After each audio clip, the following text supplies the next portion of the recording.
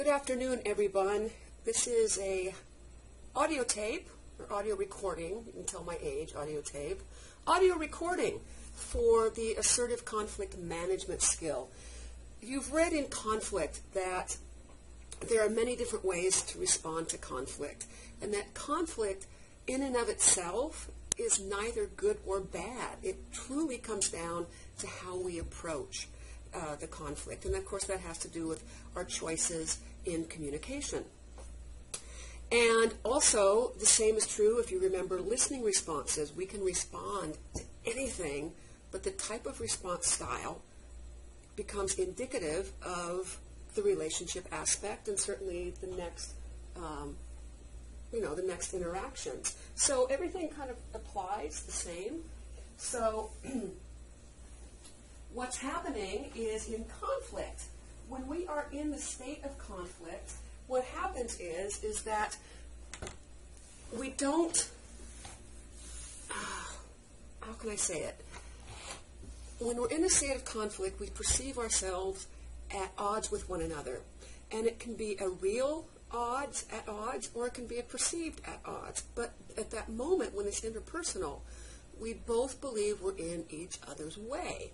And so how we respond to that, by withdrawing, by being aggressive, by being assertive, by competing, any of these different styles, it says, this is how I perceive you, my partner in communication.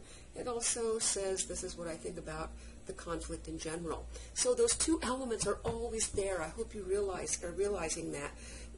We talked about it in listening responses, and now we're talking about it again here. When we respond to someone, which means we are communicating toward them, we are not just sending a message of, this is how I'm connecting to what you said. I understand it, I don't, I agree, I don't, but also the relationship between you and me, and perhaps the topic as well. So the same thing is true in conflict management. Assertion, you've heard of assertion, aggression, and non-assertion, perhaps indirect aggression.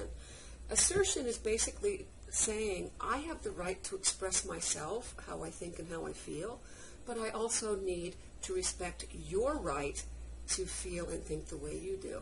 And so it's saying, I respect both of us. When we're being assertive, that's the relational message we're sending.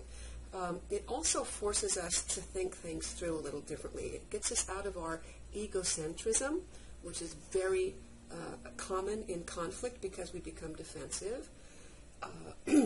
But also, it helps us, it gets us into that dual perspective. When we talk about the skill more directly, I will redirect to that. When we're non-assertive, it means we put the other person's needs ahead of our own. And when we are aggressive, we express ourselves at the other person's expense. And aggression can be physical aggression, hitting or pushing. Being up close in somebody's face is very aggressive. It can be name-calling, right? It can be emotional aggression. But they're all appropriate at some point in time.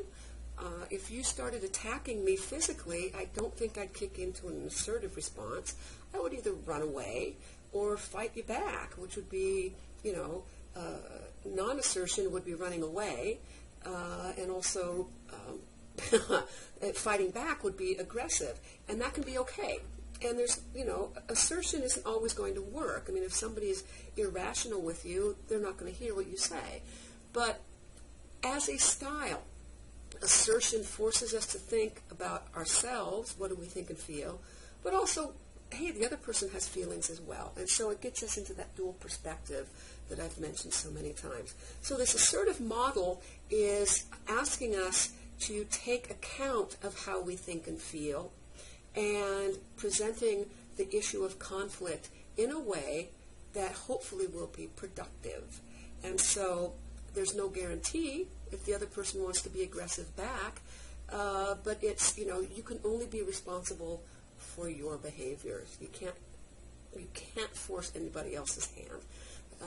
I hope you've realized that, but you can open the door for it. All right?